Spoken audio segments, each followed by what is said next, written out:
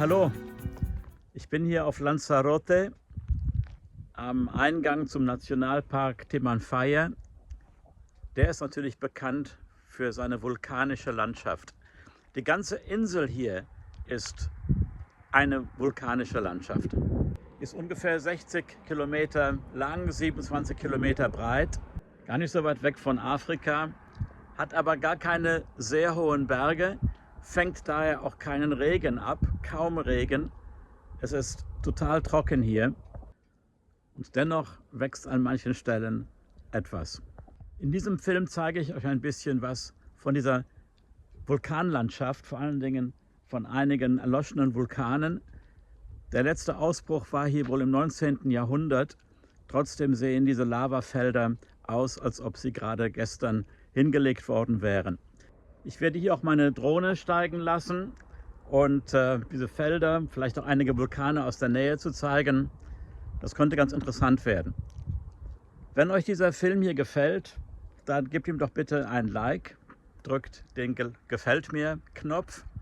Noch besser, abonniert den Kanal. Ich habe ja etliche Playlists für die unterschiedlichen Länder. Ich bin natürlich nicht der Einzige hier. Das ist ja ein beliebtes Ausflugsziel. Also gibt es etliche Autos, die hier vorbeifahren. Und jetzt zeige ich mal ein paar Einzelheiten hier von dem Lavafeld, von unten und von oben. Und dann geht es später zu den Vulkanen. Also das hier ist wie eine riesige Schutthalde. Hier zum Größenvergleich mein Portemonnaie.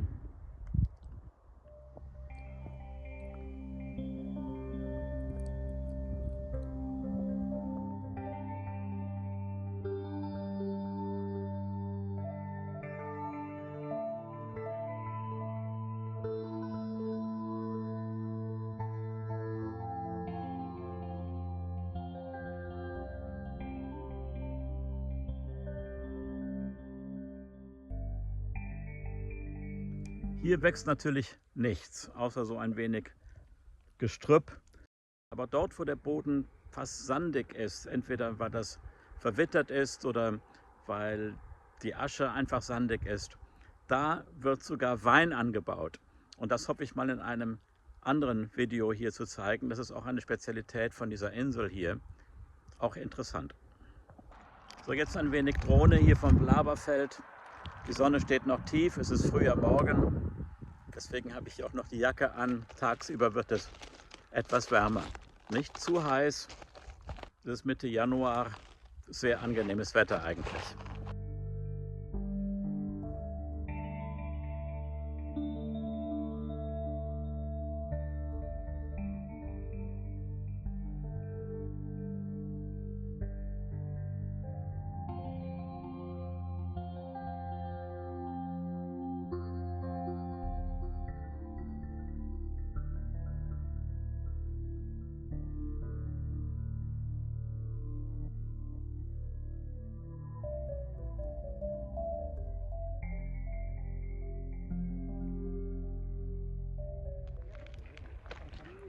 Ja, auf der Straße hier rein gibt es eigentlich keinen Halteplatz. Dafür gibt es hier einen ersten Parkplatz.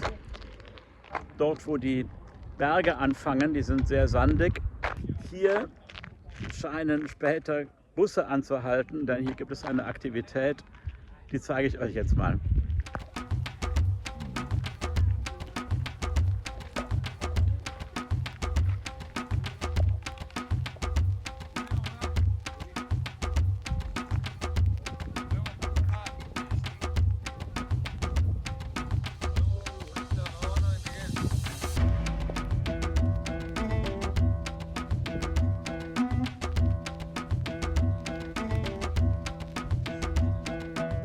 Weiter hinten im Park gibt es dann ein Besucherzentrum und geführte Touren hin zu den Vulkanen.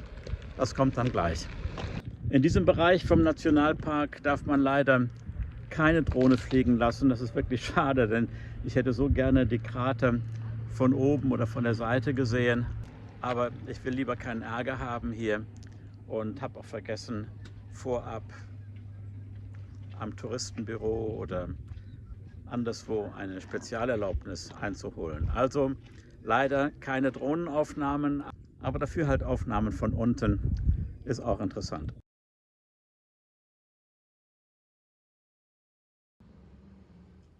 Der Zutritt zu dem Kern dieses Nationalparks kostet 20 Euro.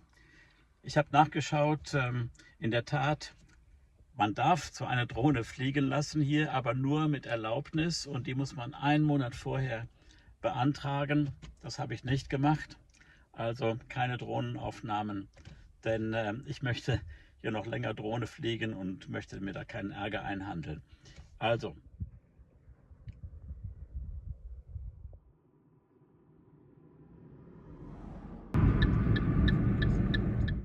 vom Kassenhäuschen aus sind es noch 2 Kilometer Fahrt bis zum Besucherzentrum.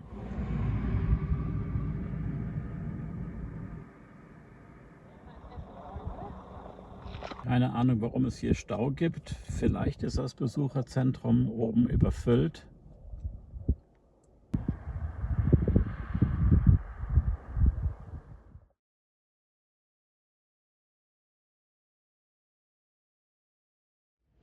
Na, ganz klar nicht der Einzige hier. Hier die Schlange.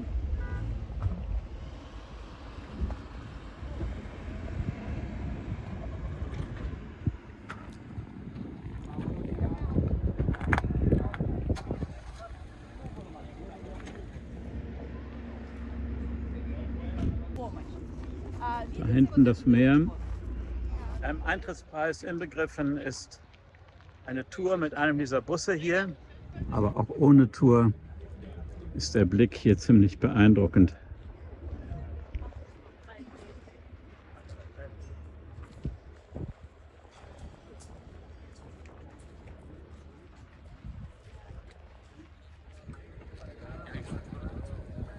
War schwer zu glauben, aber der Parkplatzwächter hier meinte, dass hier im Jahr über 1 Million Besucher herkommen. Beeindruckend.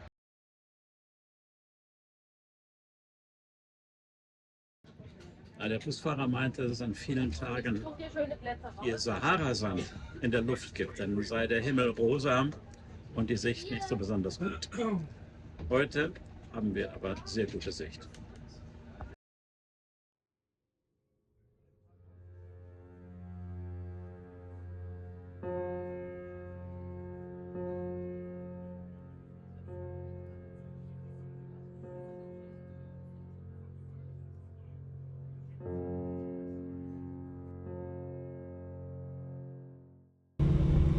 Das Gebiet des Timanfaya Nationalparks, das wir jetzt besuchen, Las Montañas del Fuego, liegt im Südwesten der Insel und nimmt einen kleinen Teil der 172 Quadratkilometer großen Fläche ein, die mit vulkanischem Gestein bedeckt ist, das von den Ausbrüchen aus dem 18. und 19. Jahrhundert stammt.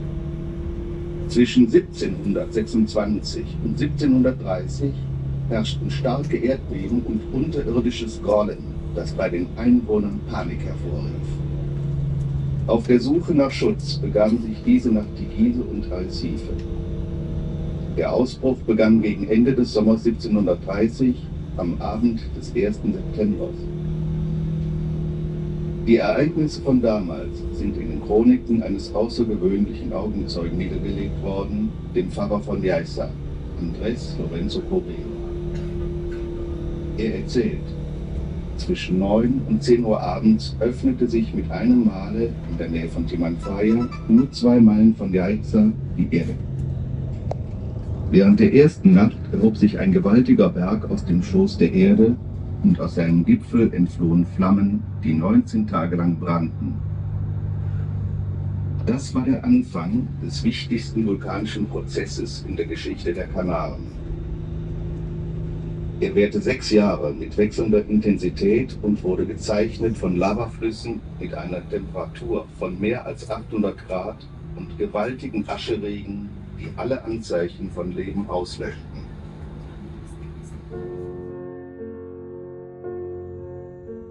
Immer, wenn die Menschen glaubten, dass das Feuer der Berge erlosch, öffneten sich neue Risse und die Eruptionen formierten ihre Kräfte neu.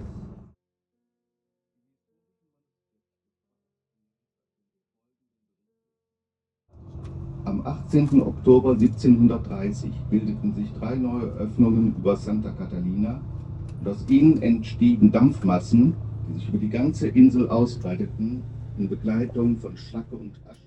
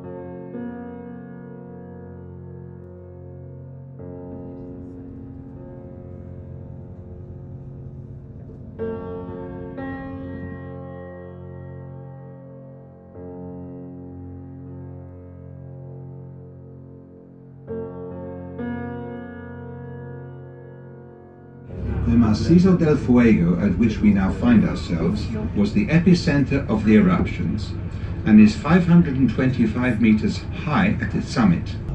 Der höchste Punkt liegt 525 Meter über dem Meeresspiegel. Dieser Vulkan ist von Schlacke und Asche bedeckt, die von den Eruptionen aus dem 18. Jahrhundert stammen.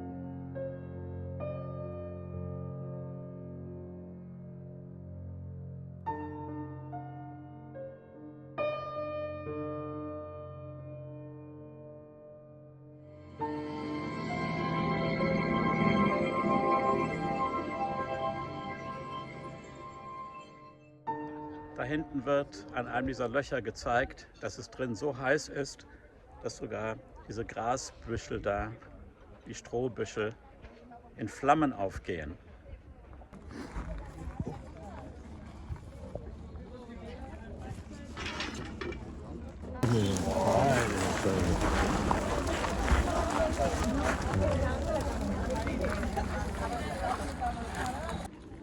Ja, das ist das Zeugs, das trockene Gebüsch, was dann in das heiße Loch gestopft wird und spektakulär in Flammen aufgeht.